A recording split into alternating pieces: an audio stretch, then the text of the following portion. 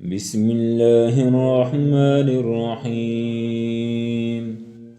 تبارك الذي نزل الفرقان على عبده ليكون للعالمين نذيرا. الذي له ملك السماوات والأرض ولم يتخذ ولدا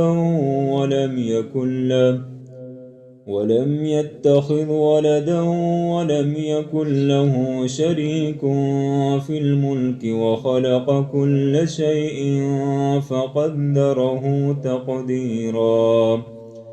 واتخذوا من دونه آلهة لا يخلقون شيئا وهم يخلقون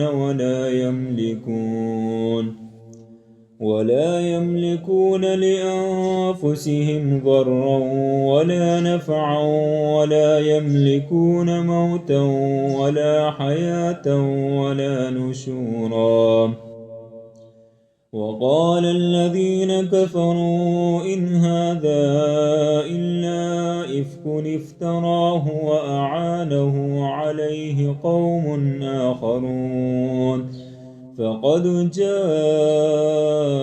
ظلما وزورا. وقالوا أساطير الأولين اكتتبها فهي تملى عليه بكرة وأسيلا.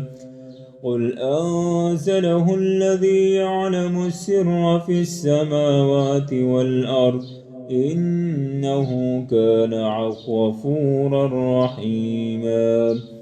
وقالوا ما لهذا الرسول يأكل الطعام ويمشي في الأسواق لولا أنزل إليه ملك فيكون معه نذيرا أو يلقى إليه كنز أو تكون له جنة يأكل منها.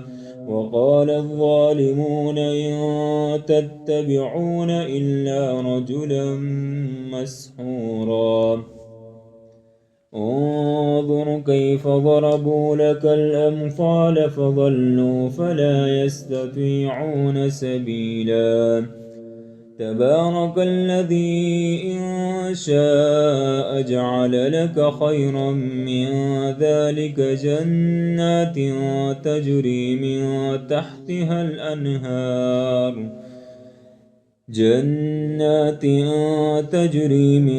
تحتها الأنهار ويجعل لك قصورا بل كذبوا بالساعة وأعتدنا لمن كذب بالساعة سعيرا.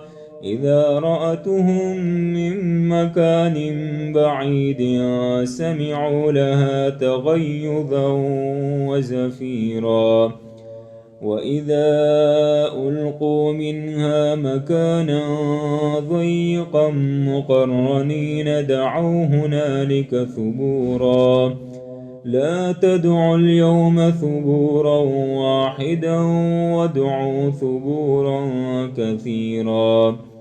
قل أذلك خير أم جنة الخلد التي وعد المتقون كانت لهم جزاء ومسيرا.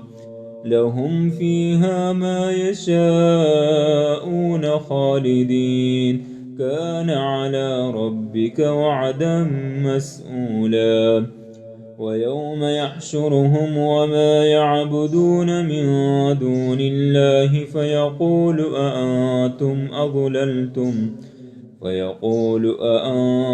أضللتم عبادي هؤلاء أم هم ضلوا السبيل. قالوا سبحانك ما كان ينبغي لنا أن نتخذ من دونك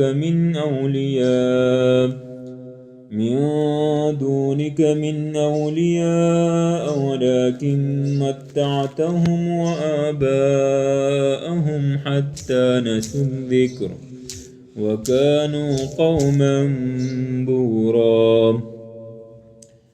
فقد كذبوكم بما تقولون فما تستطيعون صرفا ولا نسرا ومن يظلم منكم نذقه عذابا كبيرا وما أرسلنا قبلك من المرسلين إلا إنهم ليأكلون